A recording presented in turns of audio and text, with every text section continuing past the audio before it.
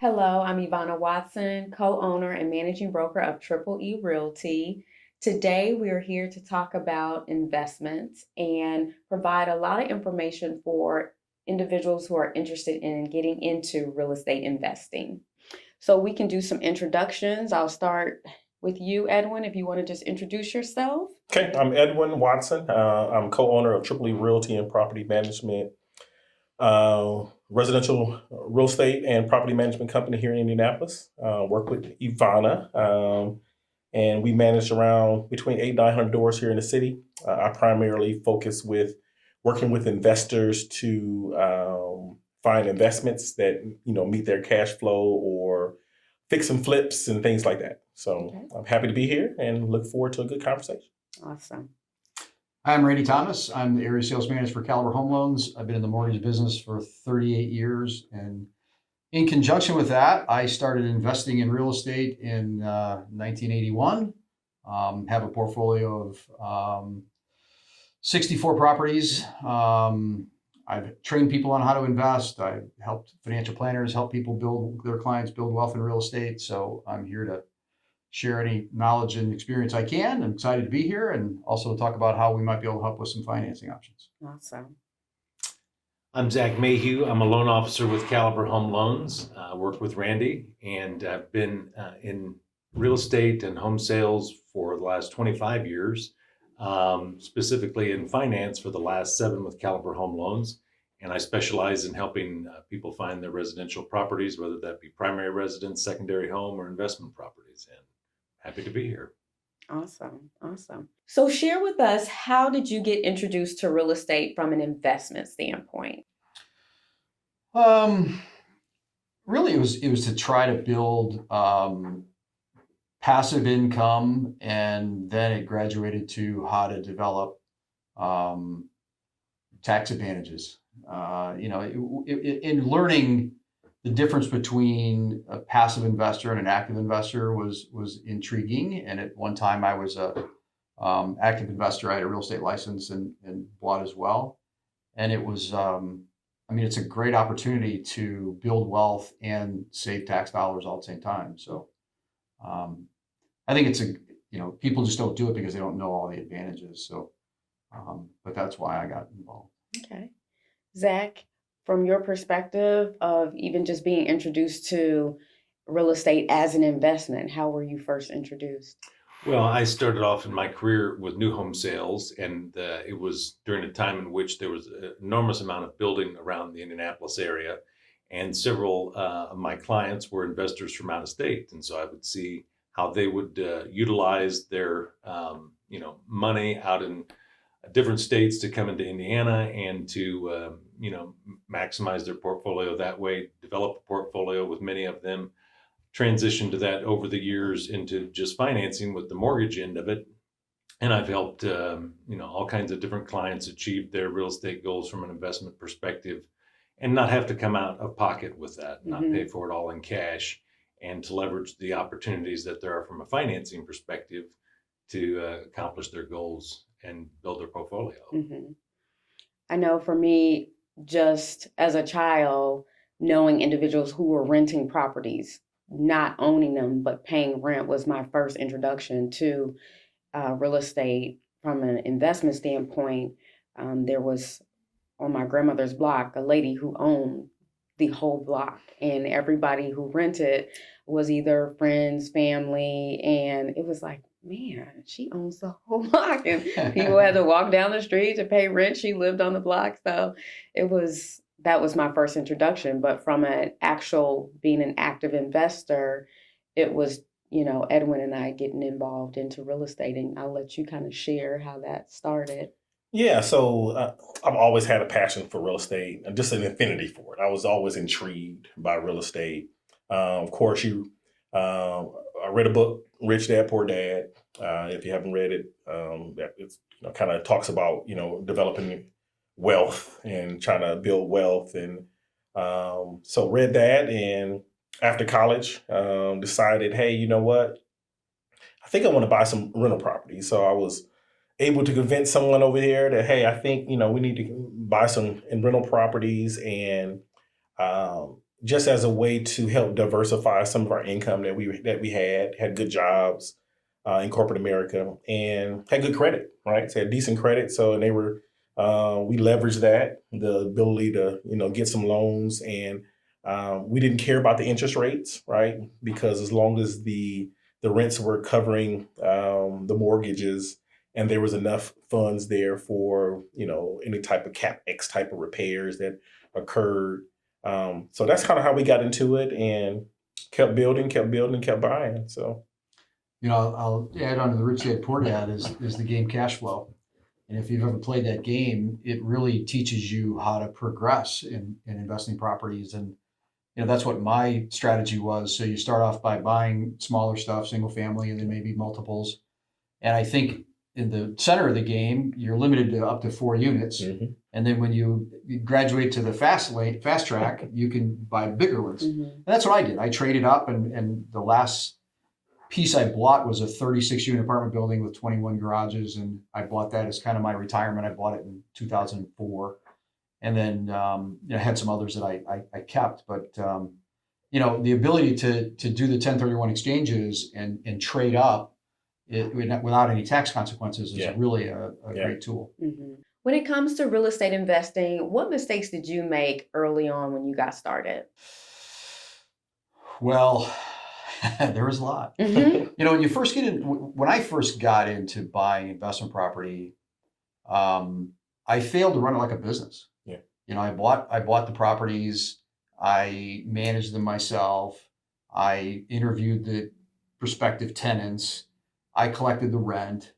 And so when somebody had a sob story, or somebody had a friend that needed help, or they needed a leg up, or their credit was bad, so nobody else would rent to them, I was the sucker. Mm-hmm. And because I wasn't running it like a business. Mm-hmm. And I learned very quickly how expensive that was. And if you don't run it like a business, then it's not going to really work out. And it helped me as I evolved and learned more how to run it like a business. And it was not being cruel. It was just protecting myself and protecting my assets, and having systems in place to where, now all my properties are by property managers, and they're all in Chicago, which is why you guys don't manage them. That was going to be one of my questions. I knew it would be. So I tried to answer it for you. Like, man, what is going on? But I haven't been on my properties in over 10 years, and because I've got good property management that's take care of it. But before that, I was running over doing the repairs, and I was fixing the toilet, and I was fighting with tenants to get paid, and fighting with tenants to get money after I evicted them, and all those things. And it was the smartest thing to do was run it like a business. And with the 36 unit I bought, the reason why I was able to buy it is because the guy that bought it didn't run it like a business.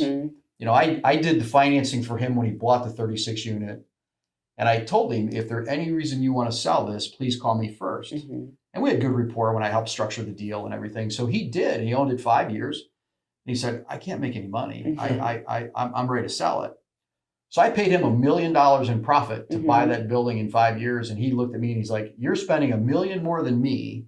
How are you going to make this profitable? And I showed him the rent schedule. I said, you're way under market. I'm going to run it like a business, and I'm going to do these things. He goes, you're going to lose all the tenants. I said, that's okay. I'm going to make money. Yeah. And I've always run it like a business since then. And, I think that's what you have to do. If you're going to buy property and rent it and manage it yourself, you have to really understand how to run a business. You have to understand how you're going to do tenants. The best way is let you guys as professionals do it. That way you're protected. You know what you're buying. You know how to rent's going to be collected. All those things. Otherwise, you're just in trouble. And you don't want to lose the human factor of understanding people's situations. But at the end of the day, you purchase this to make money. And if you're not making money, it just doesn't make sense. And I think when you're able to pass it on to a property manager, it takes that emotional side out of it. And I think we made similar mistakes in the beginning. We were very involved, and our rental criteria has changed significantly. Yeah.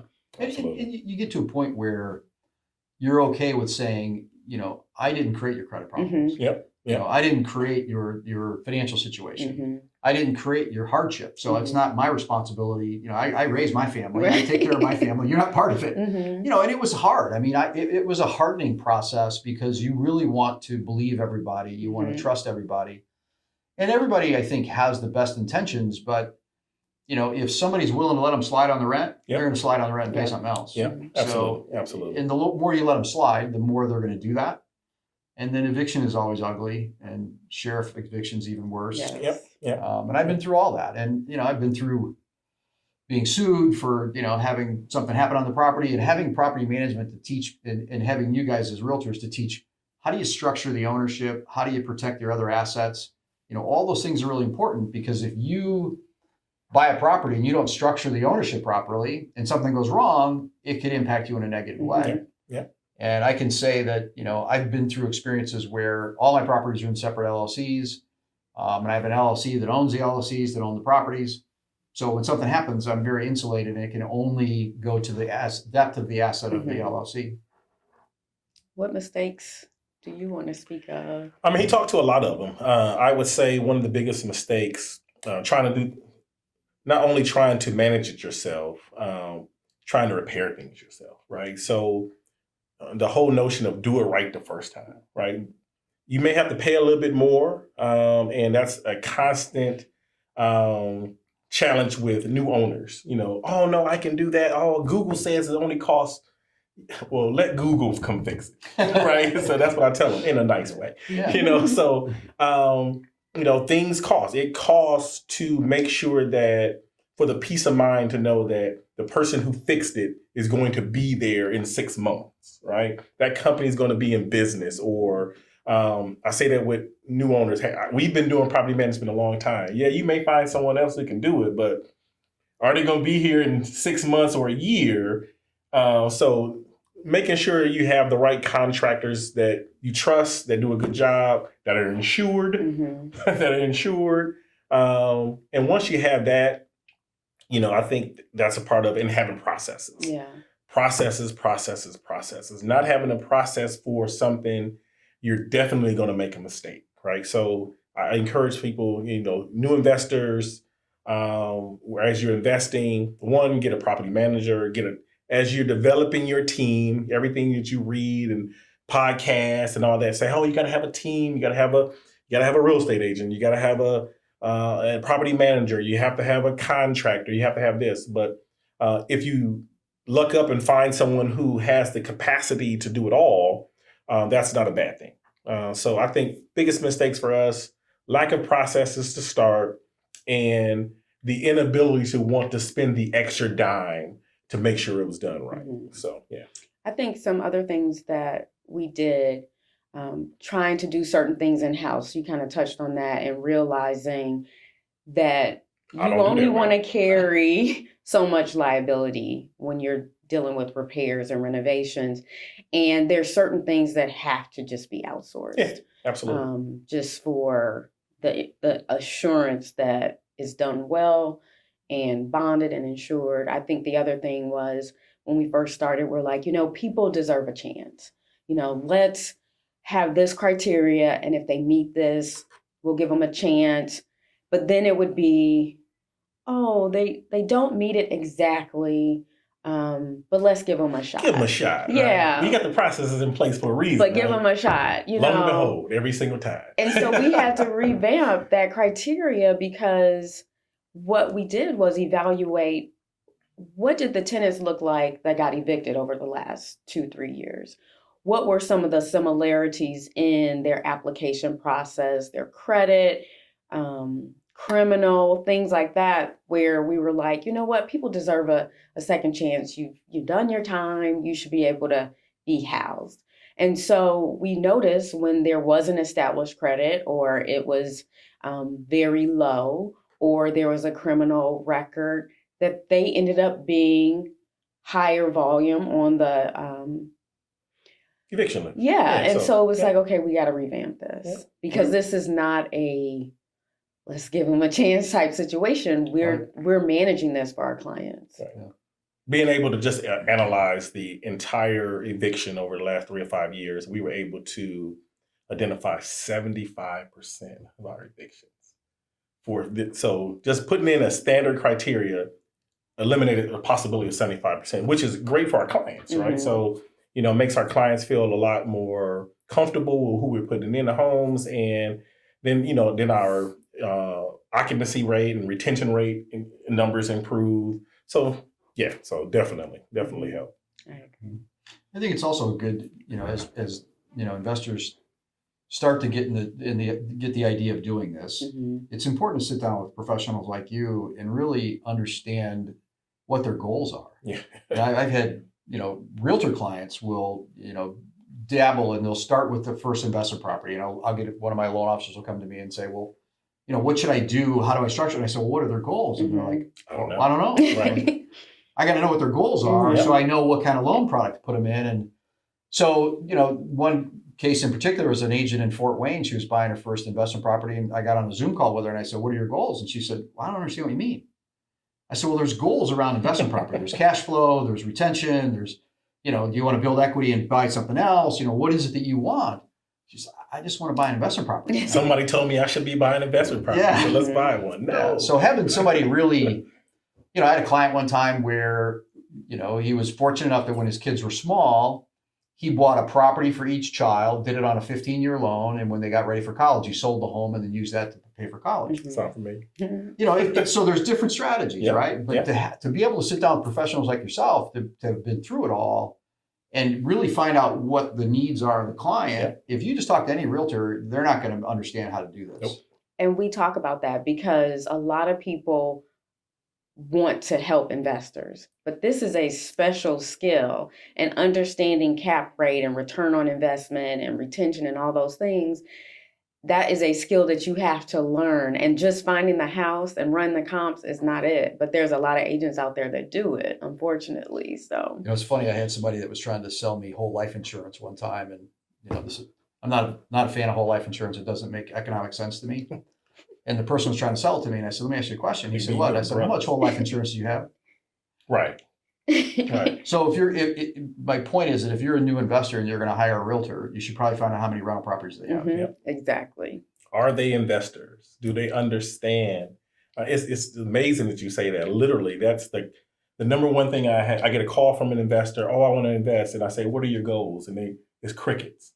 It's like, well, let me tell you what I mean by that. So then I have to walk them through what their goals should be. Yeah. So, which is interesting. So it's good to see. It's just that's the common theme across the board with, especially young investors who just everybody is reading and podcast and they listen to all these things. Yes, they're hearing the right things as far as I want to be an investor, but learning how do I become an investor and what type of an investor I want to be. So and then being able to pass it on. I mean, when my oldest son went to college, and he went to a local college, and he came to me and said, "Dad, I want to move out. I want to go live by the college." I said, "Great, you're not renting. You're going to buy a building, buy the college, and you're going to live in one unit and rent out the other." And we found a building. We still have it. Mhm. My son's going to be 40 this year, and we still have the 2-unit. Yeah.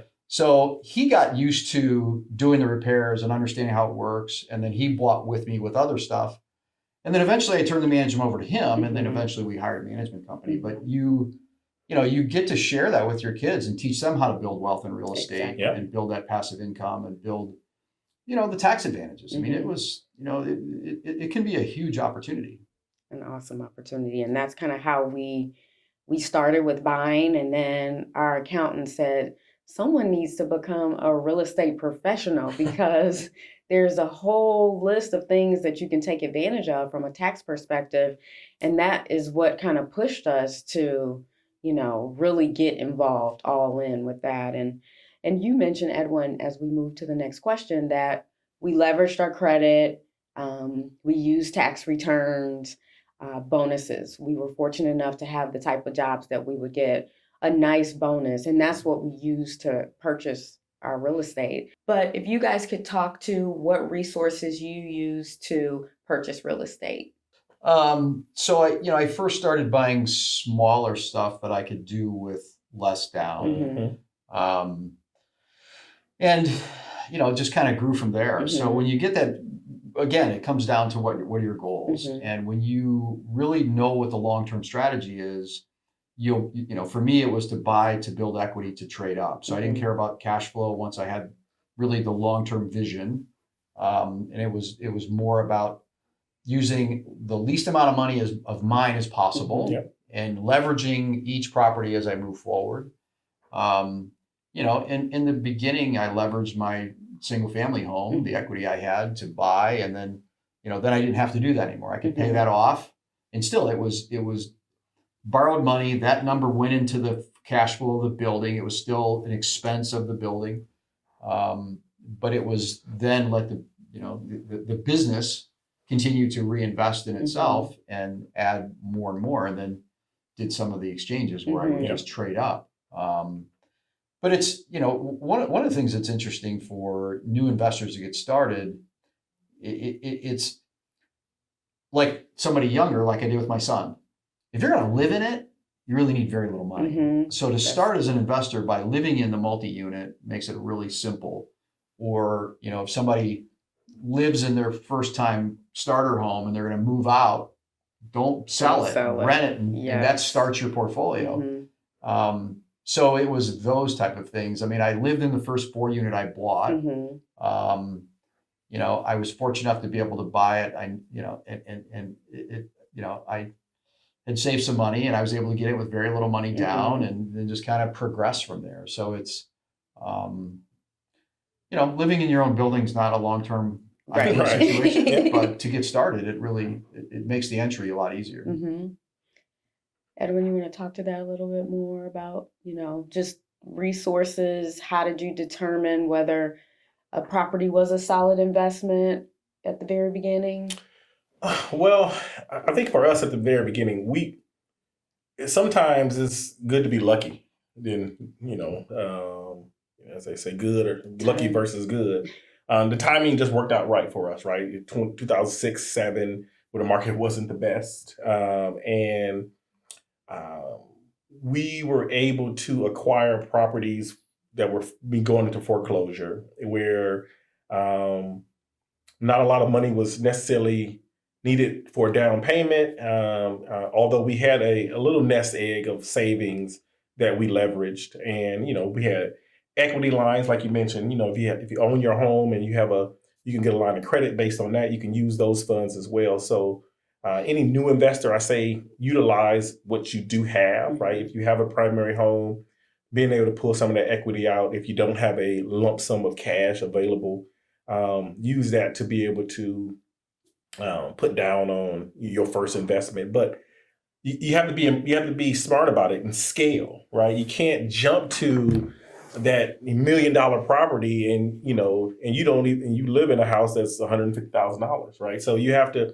be gradual and scale up to what you can afford comfortably. Mhm. And I think a lot of new investors are seeing, hey, they want to be where you are, and don't realize the process to get there, right? So just understanding that it's a step-by-step process and being patient. Mhm. And considering today's market and what we're working with, how do you speak to those new investors that are looking for, on the buy and hold side, oh, I want a cash flow, $500-$600 a month? How do you educate them on the sacrifice of, you buy this investment now for what it brings you in the future? You may not get $500 a month now. How would you guys talk to that? Well, the $500 a month, it's doable, right? Mhm. If you pay cash, right? You Mhm. pay cash, I can get you all of it, right? So you get it all. But once you factor in a 7%, maybe 8% interest rate for a borrower, an Mhm. investor that's a borrower, you have to factor that in. So you try to recalibrate expectations, right? So you have to, hey, this is what it used to be. Let me show you where it is today, Mhm. where a 10-12% in the past used to be the norm. Now a 6-7, if you getting 6 or 7, you may be okay. But then you have to try to educate them on all the other benefits that they're getting from a depreciation of an asset, from a tax benefits that the investment property brings them. All those not necessary monetary tangible things that they can see today, they'll get those on the back end from an appreciation of the asset and being able to leverage that as the house appreciated and be able to pull out cash. So just educating them on all those other factors that a lot of people don't talk about. They only want to talk about, oh, I did so well. Mm-hmm. So anytime you have an investor or a person to tell you, oh, I did this, I did that, take it with a grain of salt, right? Because they always want to tell you about the end and when everything is sweet. They didn't tell you when it was bitter at the beginning and what it took them to get to the sweetness of it. So just be conscious of that. Do you guys want to speak to that? I would ask why. Mm-hmm. You know, if somebody comes to me and says, I want a $500 a month cash flow, I'm going to ask them why. Mm-hmm. Is 500 really important? Is that a number you pulled out of the air? Right. What are we doing with $500? Yep. And really, what's the long-term plan? I mean, I do a lot of coaching with loan officers all over the country. I'm a certified master level Todd Duncan coach. And, coaching members come to the meeting and they throw up all these obstacles so they don't have to do the work. And you got to bring them back to the goal. Mm-hmm. What's the real goal that we started? And if what are we doing? Is this going to really achieve the goal? Mm-hmm. Or are we just creating distractions because we didn't do the work to achieve the goal? So if somebody says, I want a $500 a month cash flow on my first property, I would say, well, why? What's the goal? Why do you need the 500? Because it's going to be prohibitive. Yep. And we got to really find out what the long-term plan is so that we can be realistic. Because as Edwin said, $500 a month, it's not realistic. And to pay cash for a property, unless you have an abundance of cash, is going to limit you because pulling cash out of an investment property is less favorable than pulling cash out of a primary residence. So, when somebody's investing, it's good to know the long-term plan. It's good to know what their assets are so that we can talk about how much asset are we going to use for each purchase and how are we going to leverage it to achieve the long-term plan. And then as we build equity, can we rearrange the financing so we can free up more capital? So again, the business is running itself and you're not infusing more capital. Yep. We know cash sitting in the bank is a great way to purchase property, but sometimes people don't want to exhaust their savings to purchase real estate. What other financing programs and ways would you recommend for new investors to get into real estate? You guys are here from Caliber. Just talk to us about the different opportunities you provide and talk a little about 1031 exchange. You mentioned that a couple times, Randy. Well, the easiest way to get started and the least expensive out of pocket would be to do a conventional Fannie Mae, Freddie Mac investment property loan, which the minimum down payment requirement would be 15%. 15%, you'd still have to pay a small amount in mortgage insurance monthly, but it's still, not 20, 30, 40, 50% out of pocket for that. Anytime you get in a Fannie Mae, Freddie Mac, that's a government-sponsored enterprise, a GSE, they're called. Anytime you deal with one of those agencies, you're always going to get the best terms and the best rates because it's actually government insured. So if the borrower goes belly up, the lender doesn't really have a lot of risk because that agency is going to make the lender whole. So you're going to find the most advantageous rates with the Fannie Mae, Freddie Mac conventional version. But if that's not something that you can qualify for based on your debt to income ratios, because you do have to have them within agency guidelines, you can also go to a debt service coverage ratio loan, which is something that Caliber has ourselves. It's called the SmartVest product, where we look at how much revenue is that property going to generate on a monthly basis. And if it generates equal to or more than the actual mortgage payment, we can do that loan. And it doesn't have to deal with anything with your ratios. So that's a couple of really neat ways that Caliber has to get people involved in mortgage without paying hard money lending type rates, which could be very expensive. Because anytime you get private banks lending their own money, you're going to be dealing with a much different circumstance than if you are dealing with Fannie Mae, Freddie Mac, or a mortgage bank who does this specifically all the time. Now, does Caliber get into renovation loans?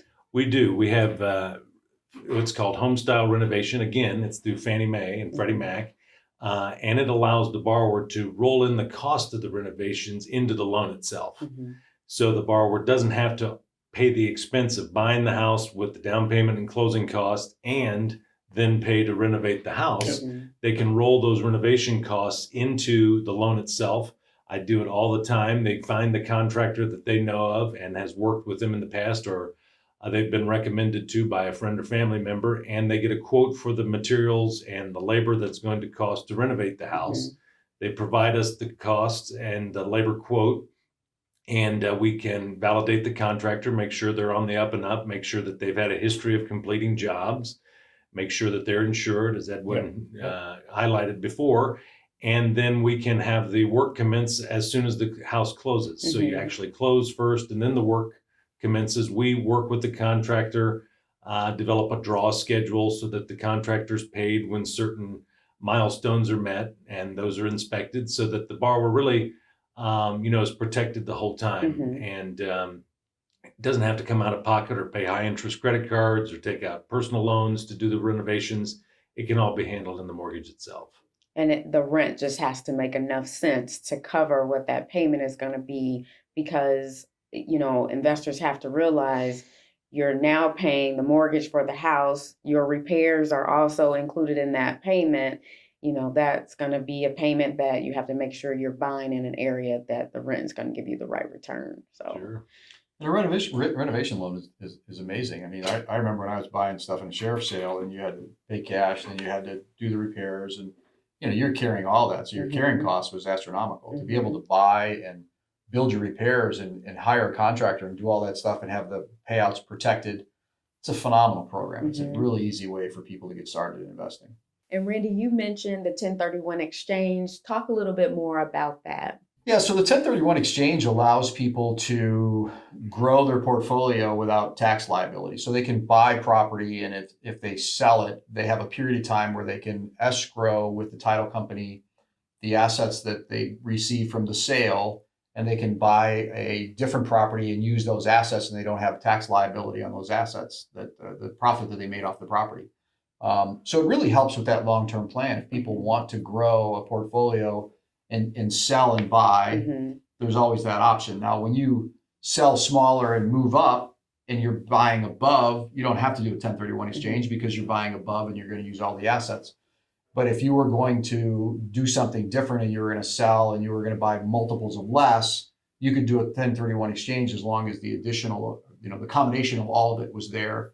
So it really is, we've structured things from a tax perspective to really make it conducive for investors to make money without having a lot of tax liability.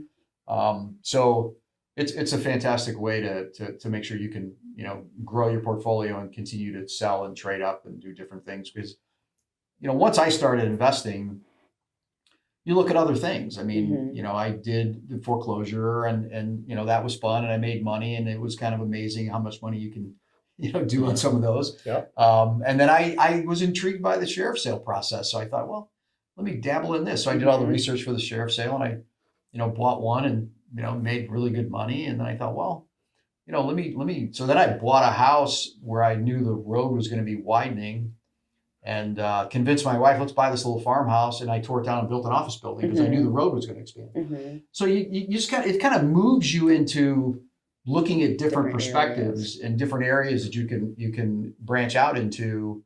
Once you label yourself as an investor of real estate, it grows is to not just buying a single family home. Exactly. What would you say are some of the cons of 1031, or maybe things that aren't so great about them? Unfortunately, I'm not an expert in 1031, so I'm pretty limited in. I have the overarching kind of idea behind it. I've helped a couple of people with them, and they seem to be pretty flawless. But I'm not sure if there's any cons to them. I know we've helped a couple clients that have purchased and sold within the 1031. I think just giving a general understanding that is similar to a 401k. There is a administrator that is in charge of additional paperwork and managing it. Also, there is a time frame that you have to purchase and use those funds. I think, that's just been my experience of some of the pressure you might have. I think that has been one of the biggest challenges for the clients that we have that use 1031. It's just identifying a new asset to purchase, right? And then I found some where either they have gotten to the tail end and they sometimes wind up purchasing something that we probably wouldn't be the most ideal purchase for them, but the benefit outweigh the tax liability. So they still pull the trigger to go ahead and purchase. So I would say for the clients that we have that are planning to do it, we start looking in advance, right? So we start planning for the next purchase to make sure you don't be up against a deadline to try to buy something that's not ideal. Yeah, and talking about financing, I want to take the opportunity to emphasize again, anybody that's starting out, if you can, buy a multi-unit and live in it. That's the best way to get entry level. It's the best way to get financing. Zach can do, FHA with 3.5% down on a 4-unit that's $900,000. I mean, it just, the opportunities are endless. And if that's really the best way to get started. That's how I started. It was a 4-unit. I lived in one. It's a great way to start. Because you're getting that residential financing, that owner occupied financing versus your investor financing. And so, Zach, just speak to us about if someone had to say you need to have, credit score within this amount, the ability to put down, I know at one point you mentioned 15%, but what does a solid investor look like? Well, and to speak to Randy's point, if you're going to go about it the way where you live in a portion of the investment property, where if you live in one of the units, you can have as little as 3.5% down on a 4-unit property. Credit score minimum would be a 580 at that point. I'm not saying that a 580 is a guaranteed approval by any stretch of the imagination. Certainly there's going to be some issues that have probably gone on in the past that may prevent them from getting approved at 580, but that's the score minimum for FHA program. Then, as Randy mentioned, they could graduate out of that, once they've gained enough equity in the property, and then leverage that equity with a bridge loan to buy a new property. There's all kinds of different ways that you could do that. But for a conventional borrower who's not going to be living in the house, you're going to be looking at somewhere in the 660 and up credit score requirement. Are there, people that can get approved with 650? Well, maybe. But generally speaking, it's going to be 660 and up type credit score that we're looking for. No recent bankruptcies in the last couple years. Stable income, whether that be self-employed or whether that be W-2, just need to verify that the person has enough income to qualify for it based on the guidelines. If they're not using a debt service coverage ratio loan that we offer at Caliber, if they're doing that, we're going to need 680 and above credit score. We don't even care about the employment because we're not concerned with what the borrower makes on a monthly basis. We're concerned with what the property makes on a monthly basis.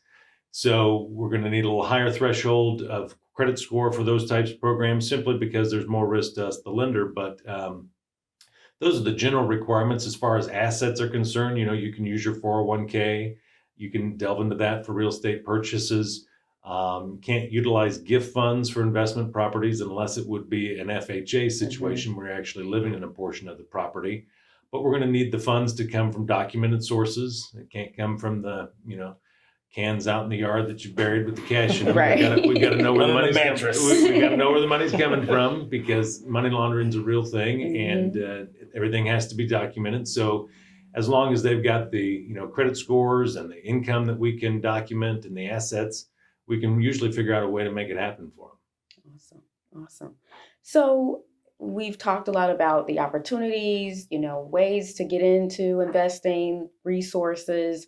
So if there is one piece of advice you would give a new investor, what would that be? Hire a professional, right? Make sure we kind of mentioned this, make sure you are building your team, but make sure you build your team with individuals who have a good experience. Everybody knows a realtor, right? But make sure you have a realtor with real estate experience. And as you progress, make sure you hire a licensed professional. I'm giving you more than one, but you asked for one. Yeah, so a professional. So have a professional, whether it's have a team. Focus on making sure that realtor that you start with has experience or have a knowledge of the area and has some real estate experience, some real estate investor experience. Yeah, specifically investor experience. Real estate experience is good, but specifically knowing how to work with investors. Randy, what piece of advice would you give? I mean, number one is what Edwin said. I mean, first and foremost, I think a lot of people fantasize about becoming investors in real estate and they really don't know where to start. So I think to have a resource like the two of you to be able to really interview people to find out Mhm. what their goals are and what the best strategy is going to be is phenomenal. But my piece of advice would really be, the best time to buy an investment property was yesterday. Mhm. The second best time is today. Exactly. Mhm. And for anybody that has children or anybody that's younger, I would start now. I Mhm. mean, like I said, my oldest bought real estate when he was, you know, sophomore in college. He was 19 Mhm. years old, and what he's done for his life is amazing. Mhm. And when people start to think differently about how to make your money work for you early in life, they become financially independent a lot younger, and then they can create a lot more value for the others around them. Exactly. Zach, with your knowledge and what you deal with on a day-to-day basis, what advice would you give a new investor? Well, I'd say it's very important for a new investor to actually, like Randy has mentioned and Edwin's mentioned, is to have that goal, Mm-hmm. to have the long-term approach to this and realize that, cash flow may not be an immediate thing that you're going to have, but Mm-hmm. we're looking way down the line. And as far as when we're going to actually make this profitable and when it's going to become the assets that we want it to be. And then to actually have a consultation with a loan officer who has multiple different options, Mm-hmm. and is not just trying to push you in one direction for how to pay for this, Mm-hmm. because you could set yourself up for failure if you don't approach it from the correct direction from a financing perspective initially. So that's what I would say, is to have a consultation with a person who has multiple different ways to help you through this from the financing end of things, so that you can achieve that long-term goal or short-term goal in as quick amount of time as possible. And Zach, you kind of touched on those are some of the reasons why an investor would go with Caliber, but explain a little bit more about what Caliber brings to the table and how you've been able to help investors in the past. Well, Caliber, number one, this is all we do. We don't do any other type of financing. We're not doing car loans one day and investment properties the next and personal loans the next. All we do is mortgage loans. So with that being said, we're very good at what we do. We have the best in the industry as far as underwriting personnel to make sure that, when we actually have a loan and it's going through the process, we can turn over every rock to make sure that they actually get to the finish line and close on the property. We also, at Caliber, service our own loans. We're publicly traded on the New York Stock Exchange under Rhythm. So there's a lot of financial security. We're not going to send in your mortgage payment next month and have it returned to sender because we're no longer in business. We've got the financial depth to weather any volatility in any market. And we're also going to have that ongoing relationship with the customer. Most companies, when the ink's dry on the mortgage closing documents, they're selling that servicing off to a different company. Customers are a little confused as to, well, I thought you liked me. What's this all about? At Caliber, we know that we want to be with that customer long-term to help them achieve those goals that we've mentioned. And the best way to do that is to stay in their life. Every month, they're going to get their servicing statement, their mortgage statement is going to have my name and number on it and a picture of me, so that they can feel free to call me with any questions they have.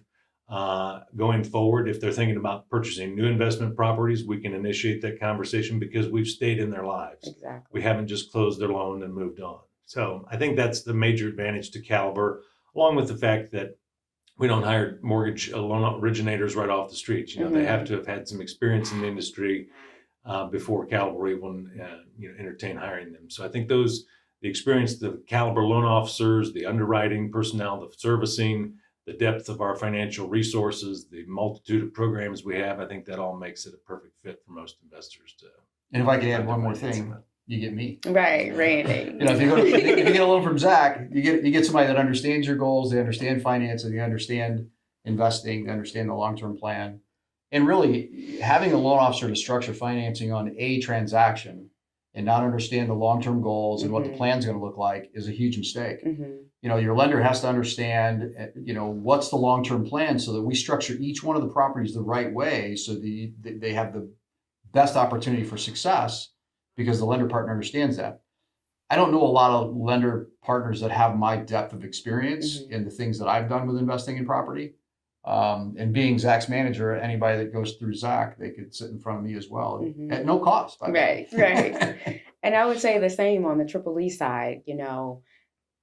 Our motto is experts exceeding expectation. And a lot of that has to do with, we've done this, we've been there, we are investors. And, you mentioned having a real estate agent that has the experience working with investors. Edwin, you can kind of touch on a little bit more of why working with Triple E Property Management on that side. Well, we're one-stop shop. Mm-hmm. So with Triple E, you get real estate agents who are knowledgeable in the industry for investors. Mm-hmm. You have a property management company who has a vast knowledge of dealing with rental properties and multifamilies and commercial properties. Then we have our full in-house maintenance, right? So you can't go to many places where the maintenance is held right here in-house. Mm-hmm. So there is no, you got to call this person, you got to call this person. We're responsible for everything for our clients. And so it makes it a lot easier. So for a new client, a new investor to come to Triple E, we kind of make it easy for you, right? We do all the heavy lifting. So you just, we help you identify the property. We help you renovate the property. We rent out the property. We manage the tenant. So once it's identified, we pretty much do it all for you. All right. Well, that was a very, very robust discussion. I really, really appreciate you guys coming out. So thank you for being here today. Very giving of information, and we appreciate that. I want to personally thank you for being here today. I know you guys have busy schedules, so thank you so much. You're welcome. Yeah, thank you. Appreciate Thank you. If you're interested in learning more about how to invest in real estate, feel free to contact us directly on our website at triple-e-realty.com. And for more resources, we're on all social media platforms, Facebook, Instagram, YouTube, and so many more. Thank you.